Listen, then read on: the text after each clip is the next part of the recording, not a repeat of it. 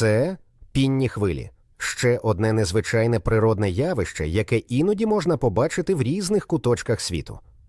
Пінні хвилі утворюються через те, що вода в океані насичується різними органічними речовинами. Коли ці речовини змішуються з солоною водою та збиваються сильними вітрами і хвилями, вони починають формувати густу піну. Під час шторму або сильних вітрів її може бути настільки багато, що вона покриває величезні ділянки берега.